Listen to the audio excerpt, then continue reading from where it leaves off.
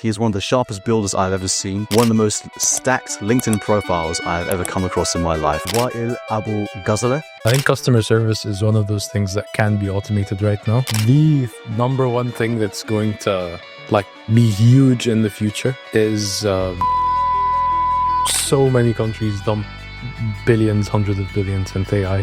There's OpenAI's Stargate project that alone is worth a few $100 billion. Apple, I think, just committed $600 billion to AI in the US over the next 4 years. If you're on LinkedIn, for example, go to your connections or just find people randomly who are salespeople and reach out to them and just ask them how they do it. Hello everyone, my guest today is Wail Ghazaleh, and today is a very special guest. He is one of the sharpest builders I've ever seen. One of the most stacked LinkedIn profiles I've ever come across in my life.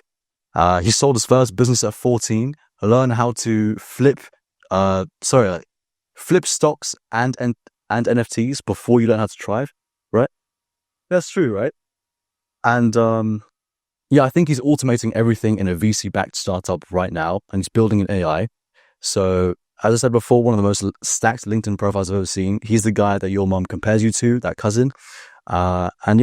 So welcome to the podcast. Well, thank you for having me on. Thank you, Adam. It's all good. It's all good. So I remember I was going through your page and everything, and I noticed that you said that you sold a meme page at 14. Yeah. Tell me more about that. Yeah. So when I was 13, 14, there was this idea I had with one of my friends at school where we just wanted to get rich. Yeah. So we went through YouTube, saw all the social media marketing agency, Instagram pages, all that sort of stuff, drop shipping as well. Those were kind of the big things. And what we thought was if we could kind of build an Instagram page and start selling something from there, that would be our first way to make money.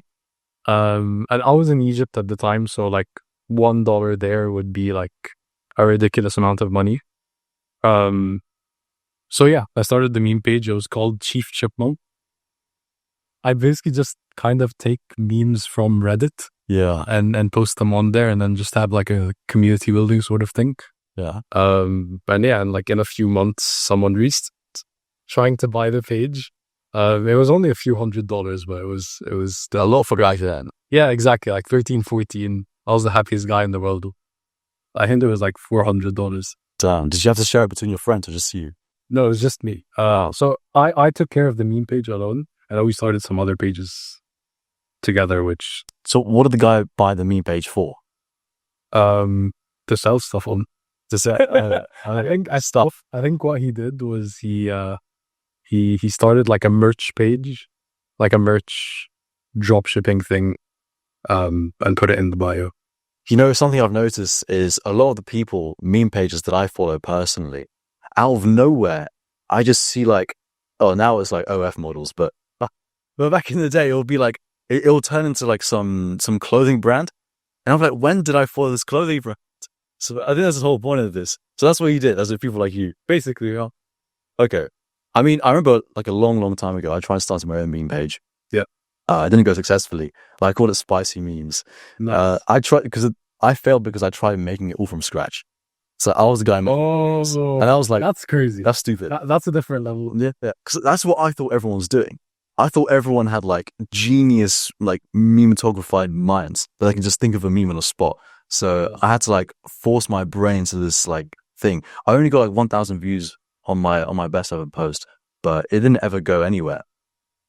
But yeah, so you said that you were with your friends and you wanted to find a quick way to make money.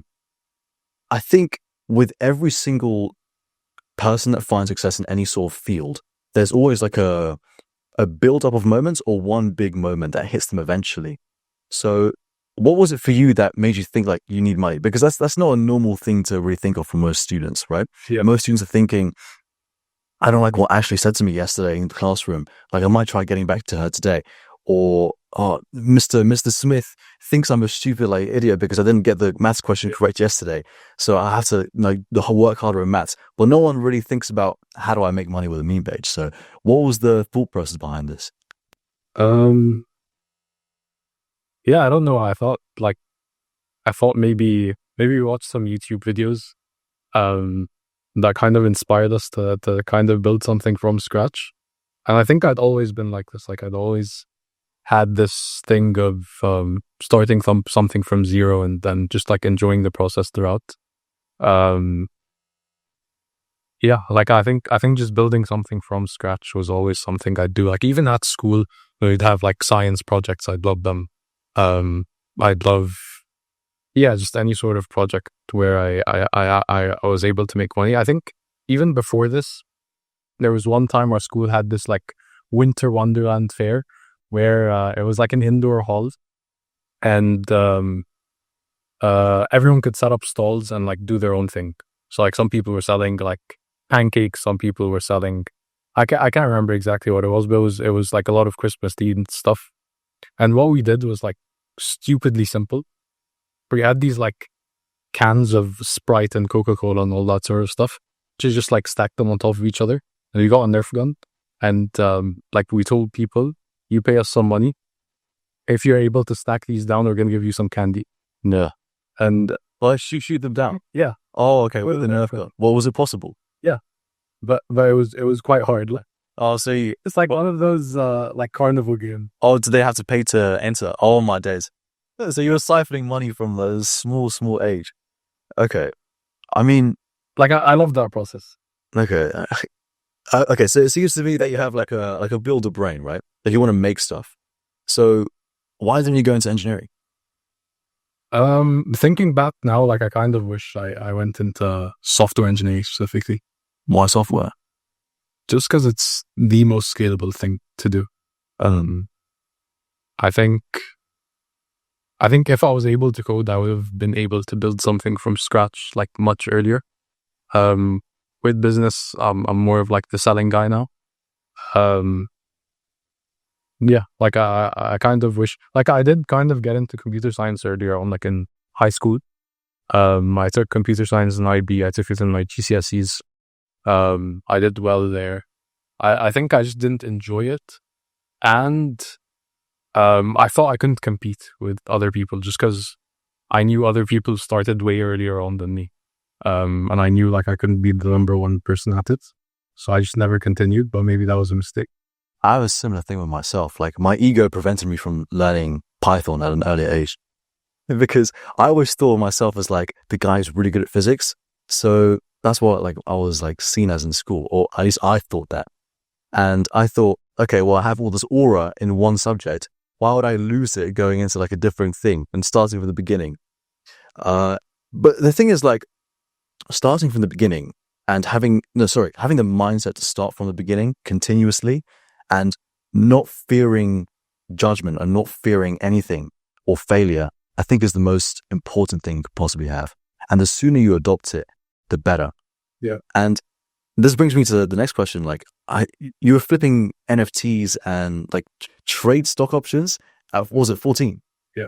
So how did 14, 15. How did you figure out how to do that? So yeah, I think this came back to the thing of building wealth. So this was like in the middle of the Instagram page days, where I'd like continuously watch YouTube videos on making money. And one of those ways was me and my friend had seen Warren Buffett, and how he made his money and how like you didn't need that much money to start. So we looked into how he traded, and this was like long-term investing, mostly finding like value stocks, that sort of thing. And we kind of like dissected every single thing about his investing process and started with like a paper trading account. So this is like fake money. We started with that account. I grew it to, can't remember the exact figures, but I did well with it. And I told my father about it. And he got kind of excited because when he was growing up, he'd also like invested money and did well. So he said, like, why not give me some money and like I'll trade on his behalf and take like a commission. That's how it started. With stocks and stock options. I know you eventually turned like $500 to $50,000. No, 5,000. 5,000. Oh, but still 10x. Yeah. That's not normal. Like a lot of traders, they would cream themselves over 10x.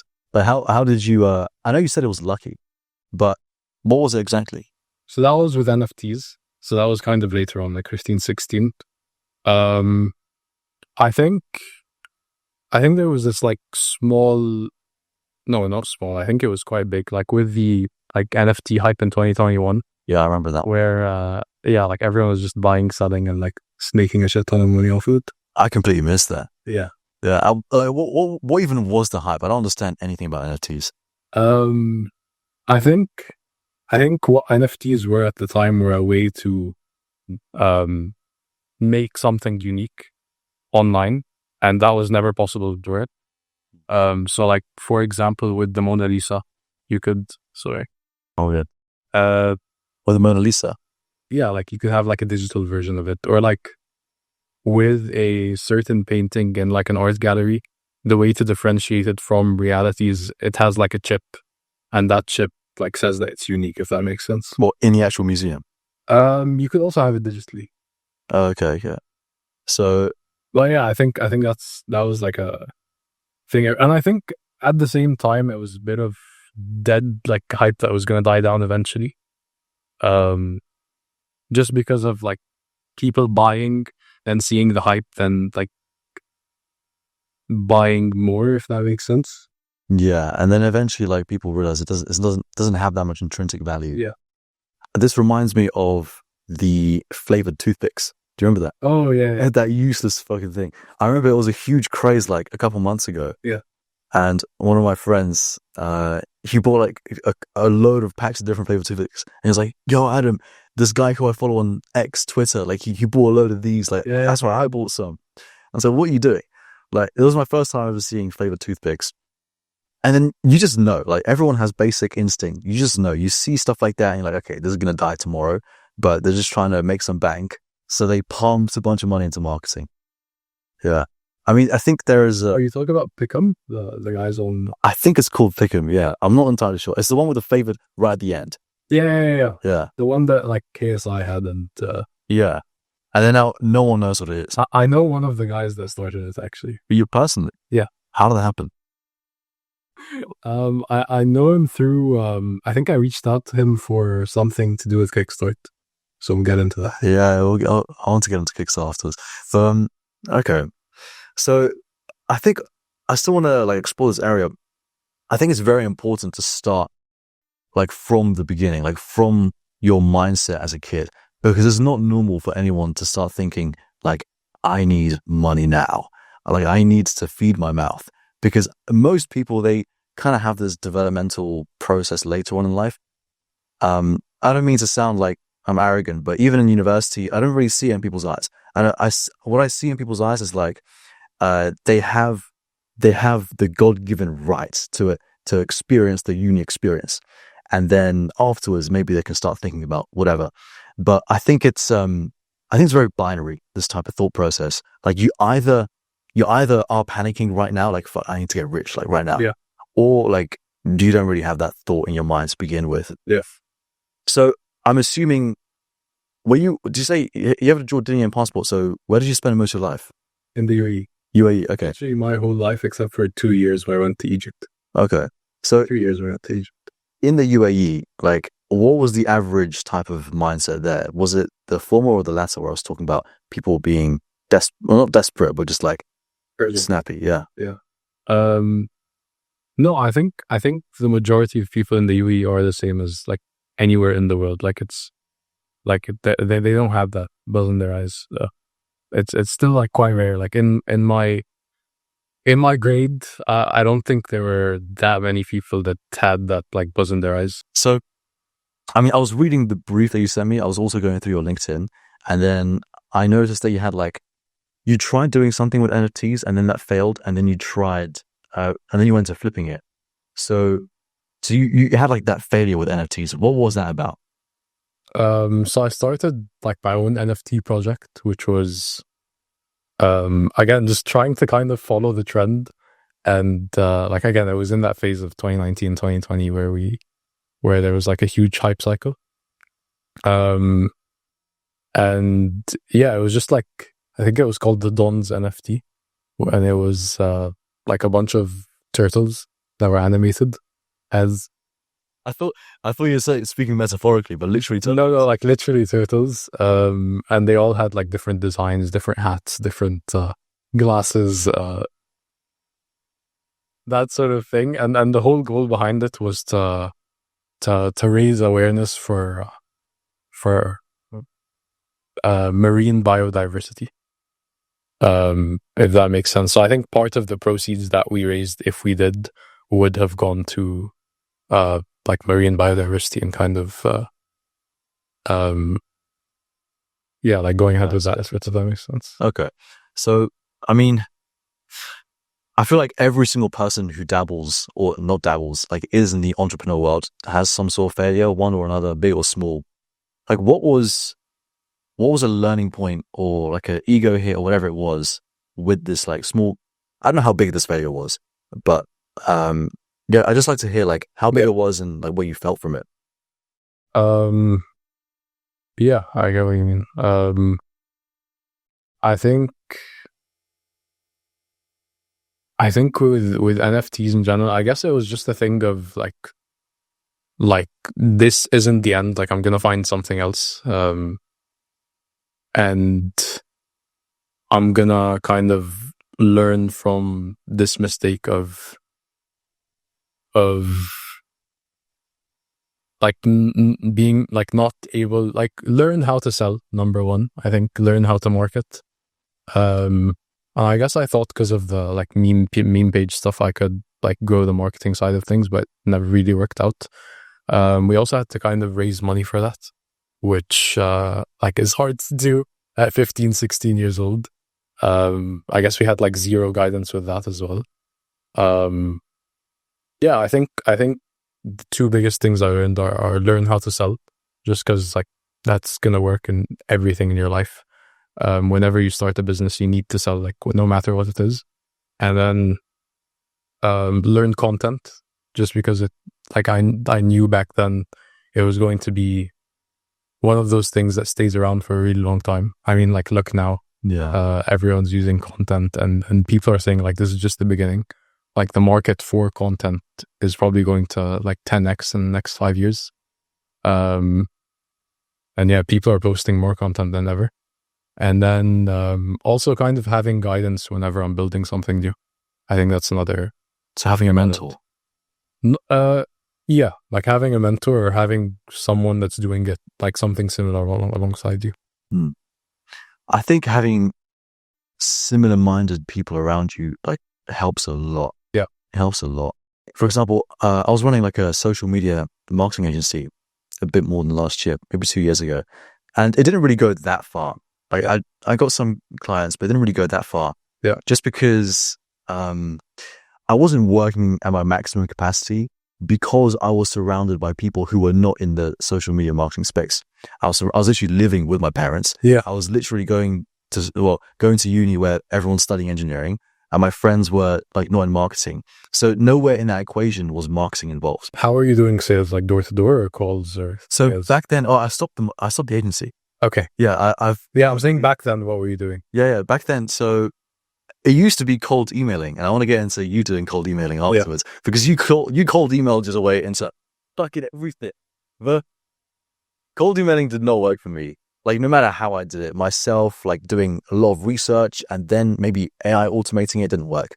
And then I tried going into networking events, and that was the best one. Really? Because I noticed that I have like a better ability than nothing to talk with people. So I can at least get a conversation going. I can get some ideas being explored. People opening up and taking advantage of that because I'm a marketer. Finding a marketing person in a networking event is like finding a wasp in a bee's nest, because they're like a rat. Because everyone there's trying to market, and they're trying to market the market. So I think the best success I found was like face to face, because that way it's much easier to like connect with people, actually have conversations. And yeah, I mean, talk to me more about like your cold emails. Like they're so successful, unbelievable. Yeah. Like, tell me your secret. Okay. Yeah, I guess with cold emails, it took a lot of trying and trial and error with that sort of thing. I also had a social media marketing agency at one point, and I used cold email for that, and that didn't work at all. So like the agency didn't last long; it lasted like 3-4 months. But yeah, beyond that, I think I started using cold emailing as a skill where every month or so, I send out a bunch of cold emails to people I admire and just trial and error that and see like which formats work, which don't. And yeah, like, do you want to know my format right now? Oh, no, ask me. Yeah. Like, what was your strategy? Like, how did you learn from anything? Honestly, just like trying and seeing what works. And then I had another friend, which has been with me like the entire time. Like I'm still best friends with him now. Who's like the king of cold emails. Like he just got an investment from. Do you know Clay? Have you heard of them? Never had a Clay, no. Okay, they're like an AI automation tool that just raised at like a $3 billion valuation. Damn, okay. He cold emailed the founder and got an investment from him. Oh my goodness. Which is kind of crazy. Well, does he have accolades associated with his name, or is it just like completely raw?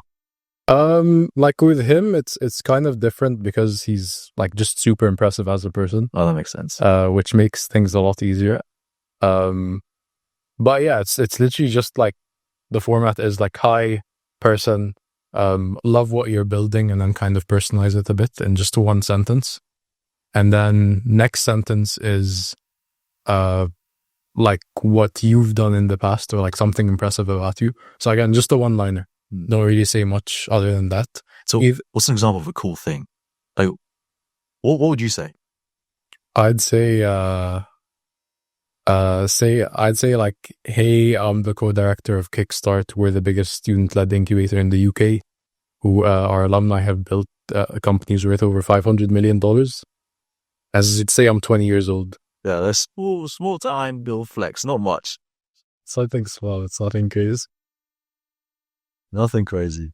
But okay, well, how does the rest of the email look like? Or is it just the beginning that's important? I think the whole email matters. I think like that's literally the whole email. Like I just have a line about like love what you're doing and then kind of personalize it a bit based on them. And then I have the like something like impressive about myself. And then at the end, it's like a CTA of like any chance you could hop on a call for 10 minutes or something like that. And always, I think when you're doing cold emails, ask for the bare minimum always and try to provide as much value as you can. So what's the bare minimum? Just like a phone call? Just a 5-minute call, 5-10 minute call. Yeah. Don't ask for much. Like don't over ask. Yeah.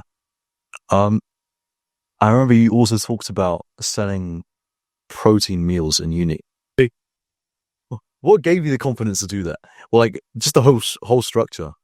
Yeah, so honestly, it came kind of naturally. It wasn't like a forced thing from my end. Basically, I'd gone to in my first year of university. I stayed at one of those university accommodations, chapter. I don't know if you've heard of them. Ah. Okay. It was a university accommodation where like everyone in the building was a university student. Most of them from my university, so it was like kind of easy.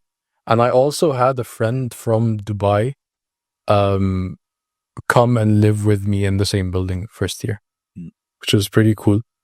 And both of us would go to the gym. The gym was like a 3-minute walk from us.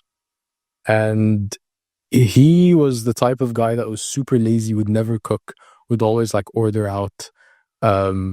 Especially since he had to get his protein in, he'd have to get, I think it was like 160, 180 grams of protein a day. And if you're ordering that out, like it's going to cost like 40, 50 pounds minimum a day. Yeah, I guess you could bring it down if you like choose specific stuff, but he was ordering like McDonald's meals and it just wasn't very good. And I was cooking for myself. Like both of us were trying to, like I was cutting and he was bulking at the time. And I was cooking these meals that were like ridiculously high in protein. And for him, it was high calorie. So he just asked me like, oh, can you cook for me? And it started from there. So what was the whole process? How far did you go with it? Not that much. Like I had like 5 people at the max. But yeah, I was just like charging them a weekly fee, and A weekly fee. Yeah. Okay. like I'd charge them per week, and they wouldn't have to have any ingredients. I'd just give the like final meal. Oh, that must have been like a high price. What is it? It was like £50 a week. But that's not much. Yeah, it's not crazy. So £50 a week, you had to get the ingredients, and then you kept the profit for the rest. Yeah. Okay. What was the margins on that like? Honestly, it was quite high. Like for £50 a week. Let me do the math quickly. So like let's say I would do like 300 grams, 400 grams of chicken breast. A kilo from the butcher was like £6. So divided by 3, that's like £2 per meal. So then 2 times 5 is 10. And then rice or pasta would be like another like pound or whatever. A pound for 2 meals, so like half a pound per meal. So that's like, yeah, I don't know. My math on camera isn't gonna be the best. That's facts. But yeah, I think the margins were actually quite high. Like I was spending maybe £15 to make 50 per week per person.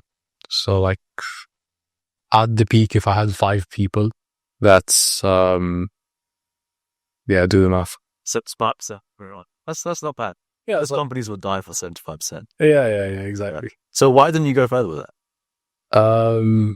Honestly, it was a thing of like, I'm cooking for myself, so I might as well cook for this other person. So it didn't take much of it didn't take any of my time. The same amount it would take me to cook one meal for myself was the same amount of time it took to cook for like this many people. You did it like in a big batch, right? Yeah. Damn. So you earn like a reputation as the chef. The water white. Yeah, little boy, yeah. White. Okay. So tell me like your experience. You said that you went to the uni, right? Yeah, what's your experience right now with uni? I graduated in July. Yeah, but like, how was the experience? Is that wrong? Yeah. How was the experience in uni? Because like, with an entrepreneurial mind, I know what it's like. You can't actually revise. Like, you can't actually study. You have 7 days a week, and you have an exam in 7 days. In those 7 days, you will not be only studying. And your mind, even when studying, will not be thinking about studying only. So I know what that's like. But since you are ahead of me, you already graduated. Like, but how was that like? Honestly, I'm gonna give some bad advice, but this is what I did. I would like not study at all until like a few days before the exam, or like a week or 2 before the exam. And that just worked for me because, like I'd if I went to class, I'd pay attention, number 1. And number 2, like I was studying business, which I already knew a lot about just from like watching podcasts, watching YouTube videos all the time, and just naturally being interested in this stuff. I have no idea what exams look like in business. I'm an engineering student. There are a lot of memes between the two of us, but I have no idea what business does. I tell you, like, what do businesses do? I don't know. Like, I guess part of it's marketing, HR, doing like different departments in the business. Coloring, a lot of it. Yeah. Chewing crayons.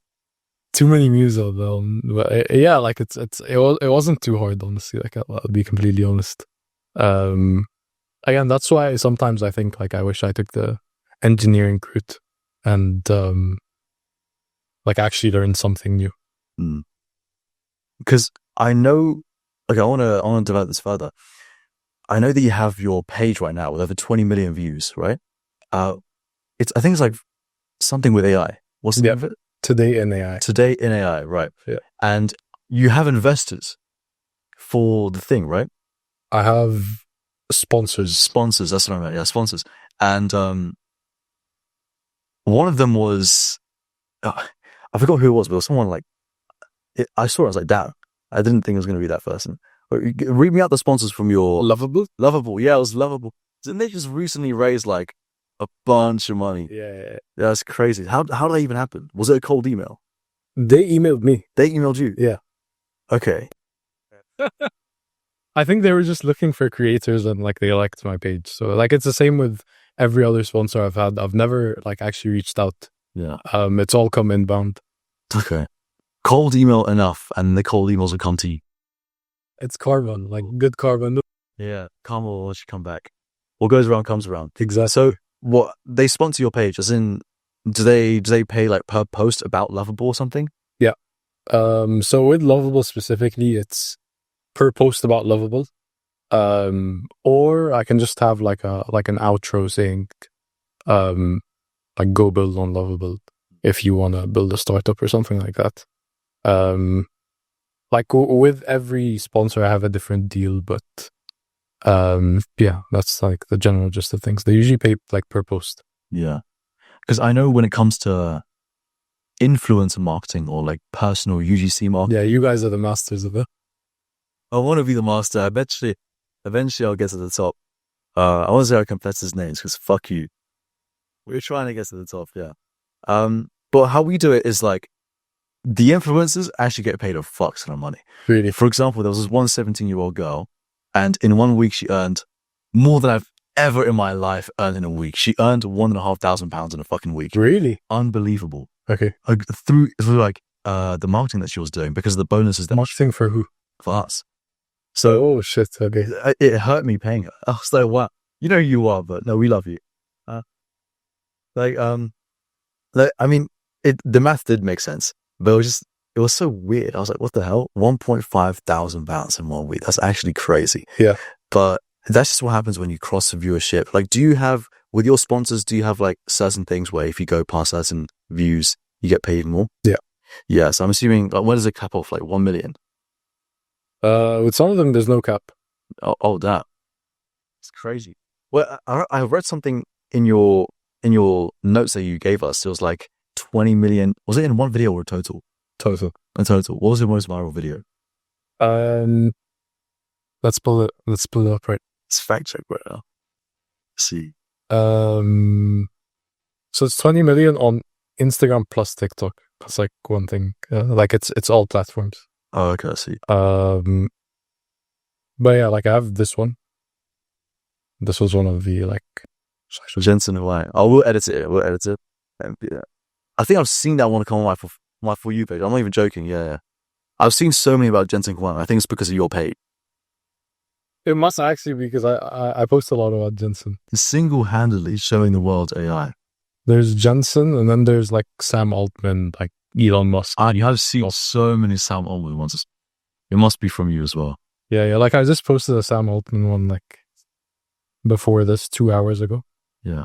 And yeah, it's at like 5K views, so not bad. Yeah, not bad for 2 hours. Yeah. But how many followers you want? 47.5, 47.3. And on the TikTok, it's like 42.6. So total 90. Yeah. That I can't do maths too well on the podcast. Yeah, I mean, I feel like engineers are very overrated. How come? I mean, my mom, when I told her years ago, I'm thinking about going into electrical engineering or mechanical engineering. Yeah. She's like, no. You are not applying to electrical engineering just for you to become an electrician. That's like, oh my days. Or what about mechanical engineering? No. I did not sacrifice all that for you to be a mechanic. And I was like, damn, okay. I mean, I feel like as engineers, if something breaks, like if the mic breaks or if there's a problem with the sound, yeah, like I'm an engineer on paper, but I could do maths. I could do maths on paper if you give me a calculator at the same time. Yeah. Like if a car breaks down, then like some 40-year-old dude who spent his whole life in a farm knows more about engines than I ever will. So yeah, I mean that's the dichotomy of being an engineer. At least you get to say that you're an engineer in practice. Yeah, I guess that's the only like mostly good part. But I wanted to say, like, since you do so much posting about AI and startups and AI startups, I'm sure you've developed like a gut feeling for, first of all, when you think a video is going to do well because of what it's going to be talking about. So you know what people are interested in, and second of all, you know what people what they don't know, because you have like an intrinsic knowledge of what video will go viral because like, oh, this person the general public Yeah. isn't ready for this. So this will be crazy. So you've seen a lot of startups, a lot of stuff about AI. What is one type of, let's say, AI startup that you think or have the potential to be revolutionary in the near future? That hasn't already. That hasn't already, yeah. Um, Maybe one that has, but it's got potential to grow Yeah. a lot. I think what's popping right now is customer service agents. That's like the number one thing I'm seeing. And this is quite like, I don't hear anyone talking about it. It's really weird. There's a few startups like off the top of my head that I've written about, Crescendo AI, Maven AGI. These are like all for enterprise. I think customer service is one of those things that can be automated right now. And there is like a value proposition for it. So it's the same with the way that like say AI sales popped off. There was like an easy use case for it because if this AI sales tool generated X amount, then like you can charge like slightly under X amount and you'll still be making money. Yeah. And like it makes money for the company as well. So I'm sure you're familiar with Go High Level. Go High Level? Yeah. For when you were doing your what's it called? The marketing agency. What's Go High Level? Oh, it's just a platform that Iman Gaji advertised a lot. Oh, Was that? Yeah, you recognize it. I remember. Yeah, I'm sure you remember it as the platform everyone kept talking about, but you told yourself you're never going to buy it. Because yeah, I should have done that. I fell for it. Oh fuck! It's like £100 a month. It's crazy.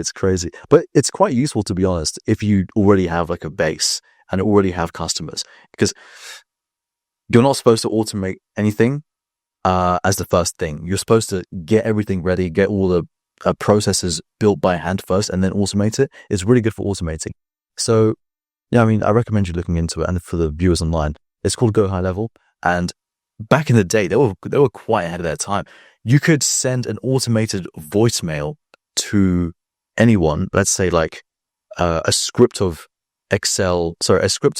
like businesses that you have saved in Excel, and then it goes and finds all of their social numbers, also contact details. Yeah. And then it sends them directly like an automatic voicemail. And in the voicemail, you can upload your own voice. Oh, what the hell? And then it will mimic your voice in AI. When was this? This is like 2 years ago. Oh, what the hell? I know, it's very good. Before GPT-4. Before GPT-4, yeah. And then with like a realistic AI voice, it would talk to the person as well. Yeah. So it'll give like a voicemail and then like a voice, like cool. I'm not sponsored by, but there's crazy stuff. It's actually genuinely crazy stuff. Let's start talking about it. Yeah. And yeah, I mean, yeah, you were talking about B2B AI SaaS. I think that's like the general idea, right? So why not B2C? You can do B2C, like the same way you guys are doing it, probably. I guess so, but like, what do you think is more lucrative? Like, what do you think has the biggest potential? I think both have huge potential. I think the number one thing that's going to like be huge in the future is humanoid robots, which I guess you could count as both B2C and B2B. Like number one for manufacturing and number two for being like a nanny in the homes of everyone. I think humanoid robots are going to be huge, and like not many people are seeing it coming. I think because most people think it's straight up sci-fi. Yeah. I think it's still straight up sci-fi. I haven't subconsciously processed that is a inevitable future. Yeah. Like, no, I haven't either. Like, it's so hard to imagine, but yeah, it's so hard to imagine. Like, I can't imagine my daughter coming home one day and then bringing home like a fucking clanker. Like, yeah, it's just a robot. It's crazy. Like, when it comes to the AI robots, the realistic looking ones, I think they're quite useless. How come? Because why are you trying to build something that's going to replicate what a human can do, but because you can never perfectly replicate it, it's always going to be worse. So instead of buying a whole robot, why don't you just like hire someone to do it? I think at one point the cost of actually buying one is going to be cheaper than the cost of hiring someone to do it. Maybe, but that only makes sense if the production or or the productive quality of the robot and the human are the same. Yeah, I get what you mean. I think it definitely be used in manufacturing for sure, just because they can like work 24 hours, which is like something humans can't do on this. And yeah, work 24 hours, and then there's obviously the upside of like never complaining about anything, like always just getting the job done. The only downside of it is if they have like a malfunction and start killing us. Do you thought about like Terminator type shit? Yeah, exactly. Do you think? I don't know. I have no idea, honestly. But from what other people are saying, like every time Elon speaks about something like this, he says like, "Oh, the good scenario is that this happens, and then the bad scenario is this happens." Yeah. But it's like a 50-50 chance. Like people don't know yet. I think he's trying to scare the world. Elon. You think? I think 100%. Okay. I think he's trying to scare the world and saying that AI is going to take over, and also that Earth is like in like danger, which is why we need to leave Earth. Or I guess humanity is in danger because Earth is susceptible to danger. I think he's trying to scare the world, and I think that's why he's so successful. Because as you said earlier, it's really important for you to know how to sell. Yeah. And I think this whole idea that this whole narrative that Elon makes about we have to worry about the future, I think is the strongest emotion evoking thing you can possibly say, which is like the perfect sale factor. So, which is why the US government like gives him contracts like to lift metal cans like a bit into the sky and land them back onto the Earth. Like, who would actually pay for that unless you scared someone into believing that you need to? Yeah. There's probably some truth to it, I think, because like there's no way that like the US government would do something like this without like doing the due diligence behind it. But yeah, I mean, there's a lot of yeah, I get what you mean. There is some like emotional storytelling that he's extremely good at. Yeah, funny you say that. There's a lot of stuff that the US government does that people think it will never do.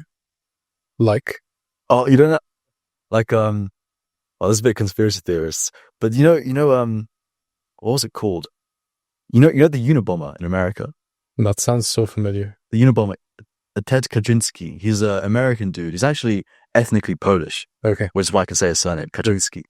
And people say it's Kaczynski now. But he was this giga genius who graduated, I think it was Stanford or Harvard. He graduated early from Stanford or Harvard, and like he was a big genius. Yeah.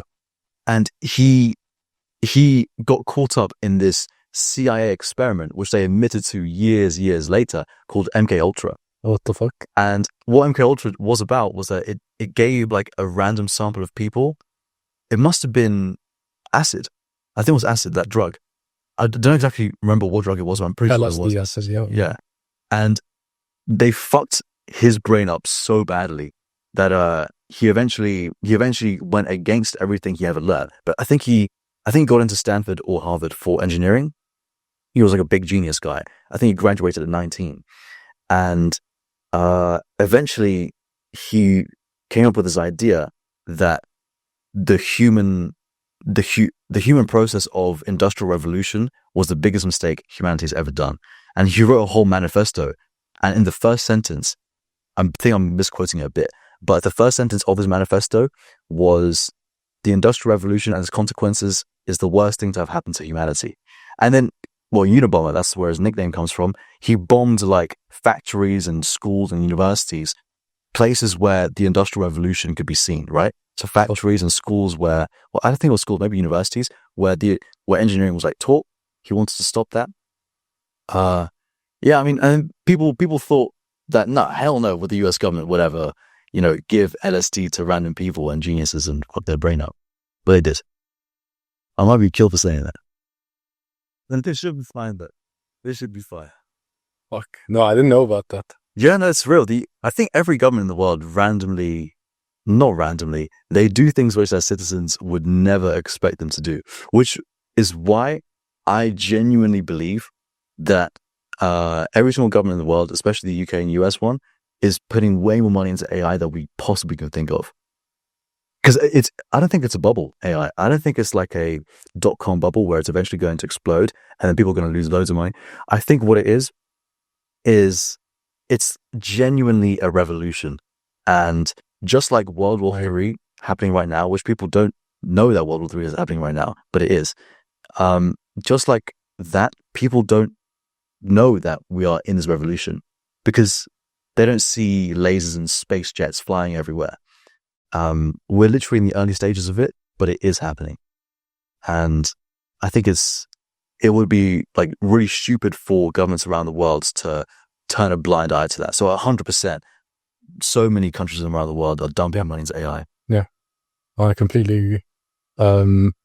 Yeah, you've seen like so many countries dump billions, hundreds of billions into AI.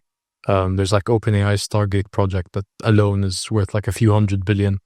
And then there's like Apple, I think, just committed $600 billion to AI in the US over the next 4 years. Yeah, like they're pouring hundreds of billions, like trillions of dollars into it. And I think you're right about there not being a bubble in the like short term, as in the next like 5 years. I think in the next 10 years, there's definitely going to be something. I think right now, while it's a revolution that actually is changing things for good, there kind of won't be one. But when it comes to a point where I think when it comes to a point where people are spending way too much on it, and aren't actually able to live, but like are surviving off of credit and that sort of stuff, is when a bubble's going to happen. Surviving off credit. What do you mean by that? Like the same way in the 2008 financial crisis, not surviving off credit. Like, you know how people would borrow money through like mortgages at like ridiculously low rates, even if they were like if their credit wasn't high. Yeah. And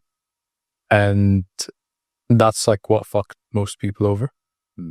I think the same thing in a way where they're borrowing money to buy things like humanoid robots. Yeah. Have you heard there was this concert? I forgot the name of it. I don't really go to concerts. It was this one in America. Jamie, pull that up. I forget. Is this concert in America that people literally took out loans in order to attend? So like Coachella or something? That was the one. Yeah, people literally went into credit so they can go to Coachella, which is unbelievable. And I think it made viral news because it's such a weird concept for people to do, but it happened. So it means a lot of people are under that like impression. I don't believe it. Yeah. I don't understand. Yeah.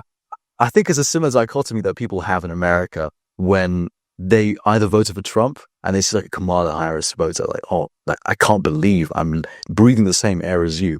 I think I have the same sort of like feeling when it comes to this. Unbelievable.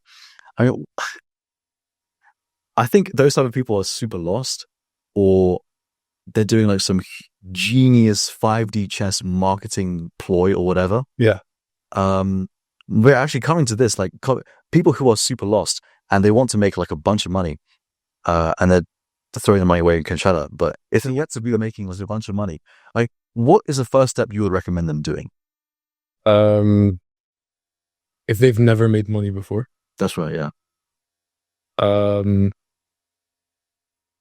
I think learning to sell, I think that's the number one thing you should be doing. I think as long as you get that down, you should you should be able to make money in any way. Whether that's like providing value through a service or starting like a marketing, like a page for marketing or that sort of thing. Yeah. But what does it mean to learn how to sell? Like, I understand there's a social media aspect of this, but I think it's very important to physically learn how to sell. Like, sell me this pen. I agree. So where do you recommend people to start in order to be able to sell people this pen? I think literally just watching YouTube videos, honestly. Like, I think trying to do it for free. Number one, watching YouTube videos. Number two, finding other people that have done it before and learning from them. I think those are the two things. Like I think literally just like if you're on LinkedIn, for example, go to your connections or just like find people randomly who are salespeople and reach out to them and just like ask them how they do it. Cold email them. Cold email them, text them on LinkedIn, like they'll usually respond. Say something like extremely nice and acknowledge that you've never done this before. And people are like willing to help more than you can think. Like I think random people that you just reach out to are more willing to help than you think. Yeah. I think the world is a much more positive place than people assume it to be. Yeah. I've noticed that through my social media posting. I've said this before, but I would have thought every single one of my comments would be either neutral or negative. Like, that's just what humanoid psychology thinks, right? I'm assuming you had the same thing with your page. Like, delete this account right now. That's probably what you assumed, right? But, people who I barely spoke to in my university were reposting my videos. And you know who you are. And that was extreme. That was the best thing ever. Yeah. I'm never going to forget them. And random people online, when I haven't posted in a week, such as now, people are sending me like videos saying, "Where are you? Please come back." So it's actually very positive. And sure, there is some negativity, but like I just said, karma is a real thing. So what you give out there, type of energy that you give out there, you're just going to receive it back. So it should be fine. Yeah. And I think you're the second guest on this podcast to recommend people to talk to people who are better than them in order to get that level of information. Yeah. I think it's an extremely underrated thing to do. Like, who better to learn physics from than a physics professor? Exactly. Don't want to learn it from like Papa John's work. Like, don't want to learn it like online. I guess you can, but your rate of learning is entirely dependent on you, which is a good thing and a bad thing. Going back to you saying learning from YouTube videos, I agree with that to an extent. I disagree with that to the point of where people get into analysis paralysis because they're like, "Oh, this is how I'm supposed to do it." Overanalyzing. That's right. Yeah. And then they find a different YouTube video saying, "You should never do this." And they just watched a whole 1 hour documentary on the fact that they're supposed to be doing it like that. So you get like caught in this loop. So you're saying you should watch the YouTube videos to get a basic understanding so you can communicate with the people who you want to talk to teach that thing into you. Yeah. I'd say, watching YouTube videos, reading books. I read like a ton of books when I was younger, so I think those two things. What type of books were they? So like initially I was reading like the books that everyone would read, like Napoleon Hill, How to Fuck, what was the name of the book? Never read it. Okay. You know Rich Dad Poor Dad? Yes. Yeah, I read that one. Yeah, I read that one too. There were those sort of books, I think they help to get like a foundation of business and finance, but I don't think they're the best for selling. I think there are a few books that are good, but usually ones that are like more niche towards like a certain thing. Like, for example, if you want to grow like a startup extremely quickly, there's a book called Blitzscaling by the founder of LinkedIn, Reid Hoffman. And he talks about this concept called blitzscaling that he did, where you should prioritize speed over like efficiency in terms of like quality of the product. So kind of like ship out as soon as possible and just iterate when people find pain points. I think that's a perfect idea. That's what we did. Yeah. So I think just initially we had two people on the team, right? Me and my friend who was a developer, and he has such a like programmer's developer's mind, which is so intoxicating. Yeah. People think, especially smart people, developers, mathematicians, physicists, they think this must be perfect. The equations must cancel out and it must be absolutely perfect, such that we don't get a single bad review from customer service. But before we release it and let people start paying for it. Yeah. The thing is, I think the most important thing for people to understand is that we're all human. Yeah. So, and the world is made by humans. Yeah. So everything is flawed. Planes crash. Yeah. Like, it's the is one of the most advanced things humans have ever created, but they still crash like randomly. So I think it's egoistic even for people to think that they could be the person to finally make the perfect product. I completely agree. Yeah. So Steve Jobs once said, "You can only please some of the people some of the time." You know this, right? Yeah. And I think this applies everywhere when it comes to marketing, when it comes to products, and especially when it comes to products. Like, you're gonna please some people anyway, so just get the fucking product out. Like, stop thinking about the smallest details. Or what if we can optimize the AI this way? Or what if the color is a bit darker when they press it? But where this logic kind of falls off is marketing, I think. I want to hear your thoughts on this as well, but in my opinion, there is this very, very fine line which you should not cross in marketing, which goes from efficiency to speed. Like, you want to be fast, but not too fast such that you end up bleeding so much money, because marketing is the number one way to burn all your cash. Do you think? 100%. Okay. I think you can only pay so much to developers, right?